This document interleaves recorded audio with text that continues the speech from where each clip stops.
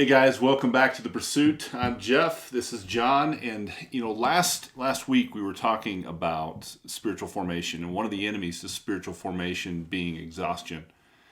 And we talked about the importance of this time of rest, right?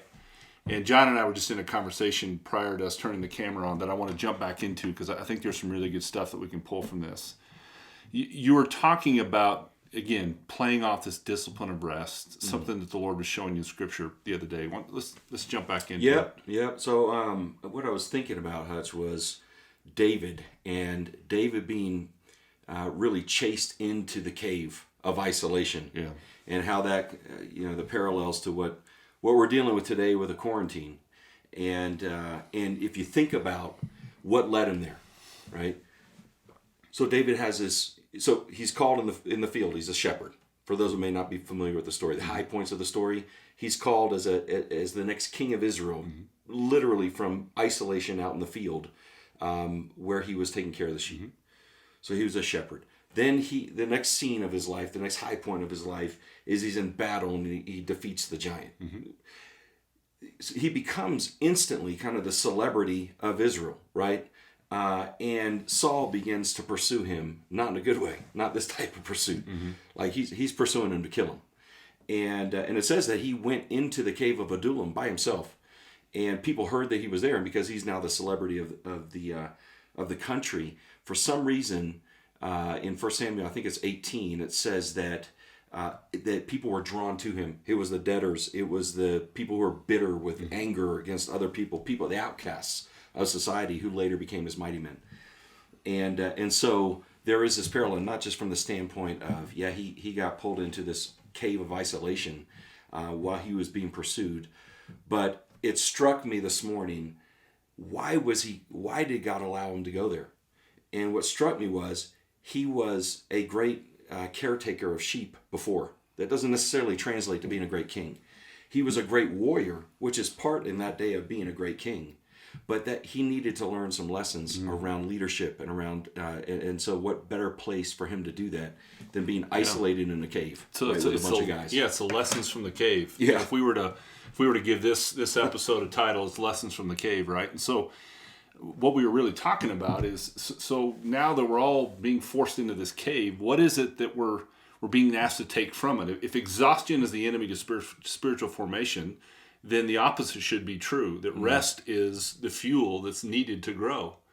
So the question is, what are we doing to grow during this season? Hey, something that just occurred to me. David didn't go into that cave as a warrior, right?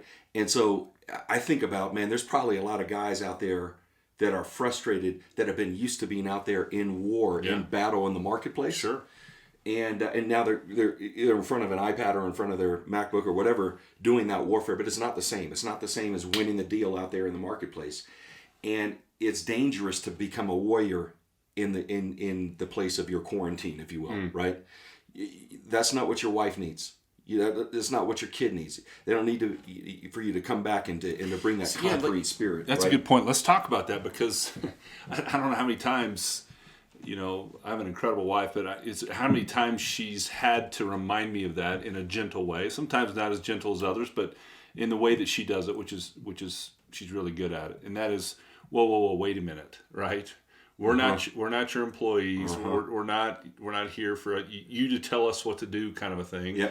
And so it's that mindset of having to kind of reshift and change that thinking, if you will, in the home, which, like you said, now that we're forced to be there and we're isolated in that place, how do we transition in and out of that and do it well? That's the challenge, right? Yeah.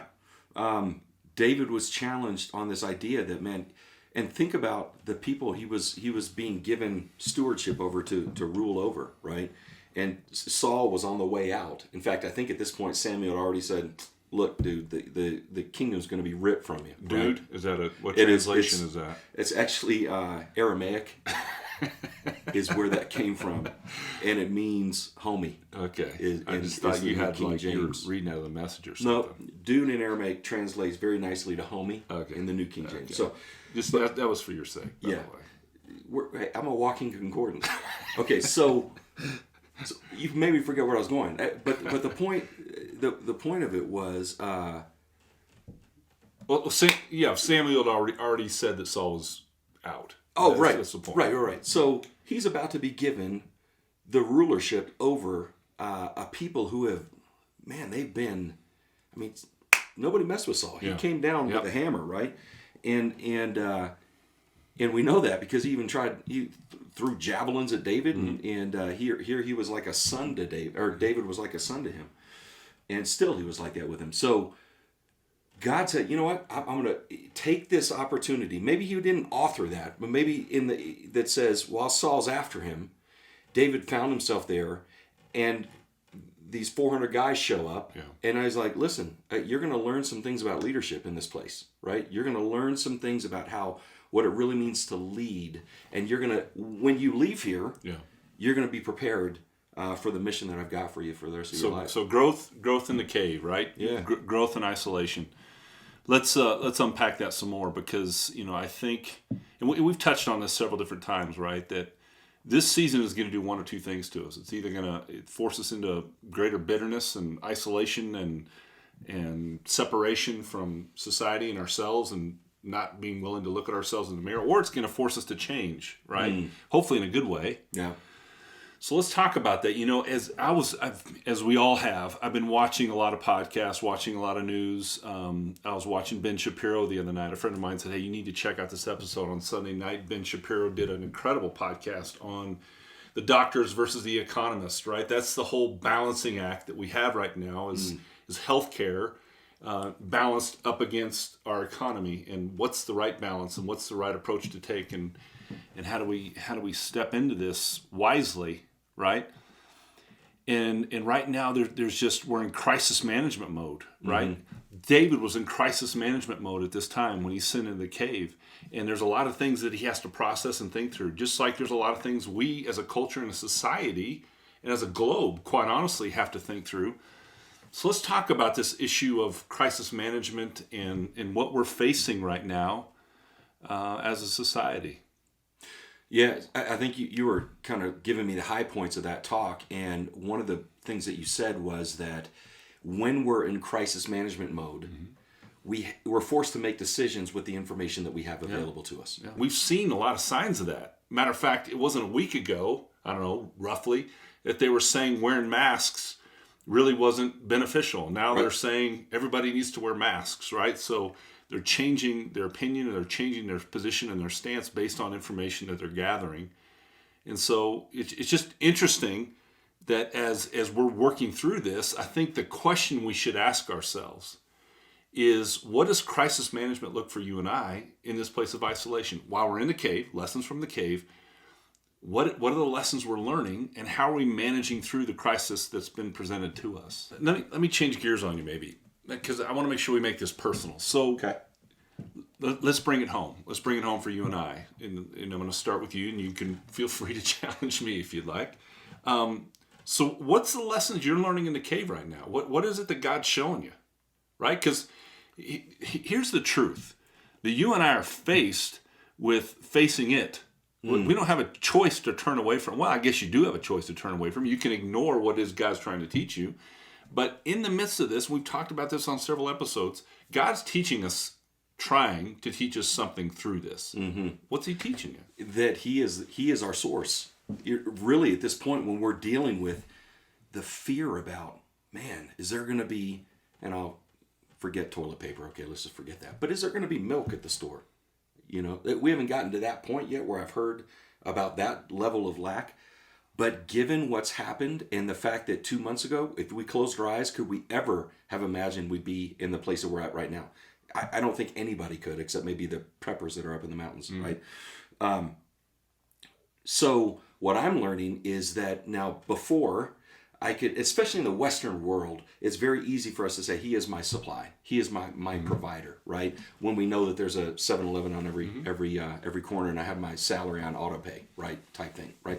It's a very artificial environment for me to say, he is my provider. I could get away with not believing it and saying it.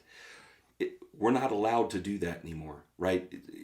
What we really believe is coming out. And so what is it doing with me? It's helping me to examine my own life, right? And to see what's coming out of me. Yeah, I'll tell you. For me, it's exposing to me what is counterfeit in this world. I mean, to your very point, could we have ever imagined 2 months ago that what we're facing right now is even possible? There's no way. Could we have ever imagined? We were sitting on top of the strongest economy that we'd ever seen in the history of the world, certainly the United States. And all of a sudden, it begins to dissipate before our very eyes. That podcast I was telling you about, The Economist was talking about, you guys don't realize, this guy's an expert. He says, you don't realize we were this close from everything completely collapsing. Completely collapsing. If it wasn't for what the Feds did in interjecting a bunch of capital into the market all at once, which was by design, he said this thing would have collapsed, and we would have seen unemployment, we would have seen depression unlike we've ever experienced in this country. We were that close to it. And so now all of a sudden it exposes what's counterfeit. Does it not? Yeah, 100%. All the things that we saw value in, that we saw purpose in, that we saw significance in, all of a sudden it's gone instantaneously. If the foundation of our life, and all of us have a foundation regardless of where you are in your spiritual journey, but if you could assign the Dow Jones ticker to the foundation of your life, right? Yeah. It's all based on what you believe and your narrative. And in that moment, do you remember the first day that it crashed? I don't know, 3 weeks ago or something now. But you just could see the panic. All of that was centered around what they really believed. Oh my gosh, it's coming down. And you see the stock ticker, dropping 28, 27,000, 26,000. I think it dropped 3,000 that day. And one of the cool things I didn't even know existed was this, hold on, time out, everything stop. No more trading allowed for 15 minutes. Everybody catch your breath, right? After it falls, I think 7% or something. And I thought to myself, man, if that isn't something that I could take and make a part of my own life that says, you know what? In those moments where it all feels like it's hitting the fan, time out. Wait a minute. Let me remind myself of what I really believe and whose I am. And that God is still the provider. And He is still my healer. And He's still my protector.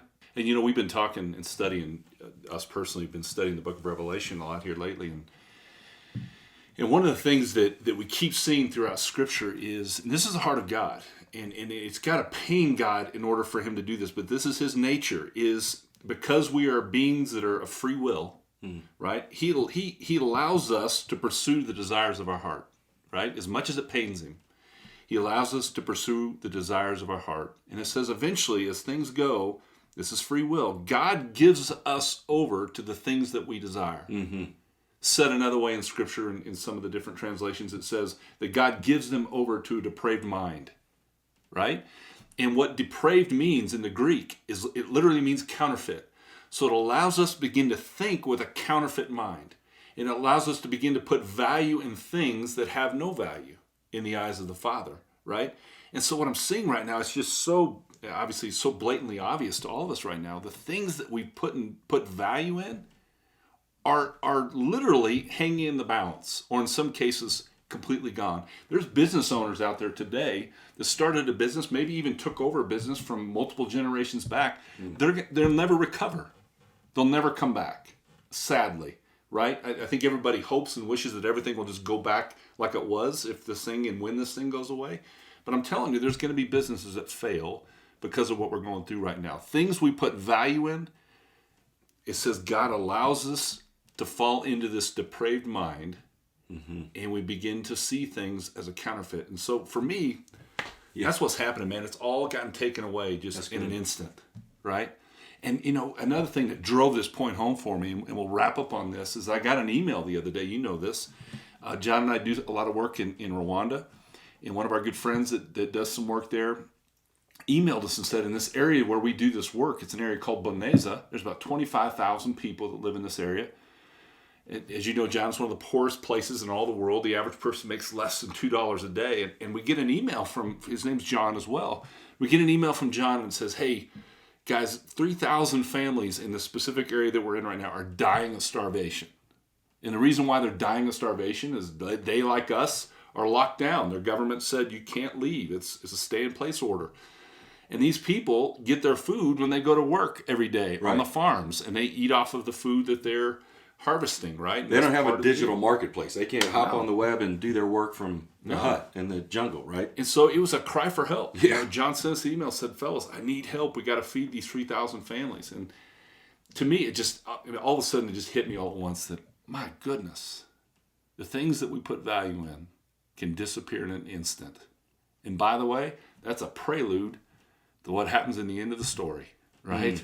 Everything eventually is going to get burned up. The only thing left is the things that have value. So, hey, thanks for joining us today. Hey, just one quick update. The Men of the Pursuit is taking off. We've got 5 or 6 groups now that are just new groups that have launched this past week. So if you're interested in that, you've got a small group out there, you want to leverage this content, we'll provide you with a Challenger guide for those that choose to lead it. And jump on board, man. It's getting exciting. Hey, thanks for joining us, and we'll see you next week out on the Pursuit.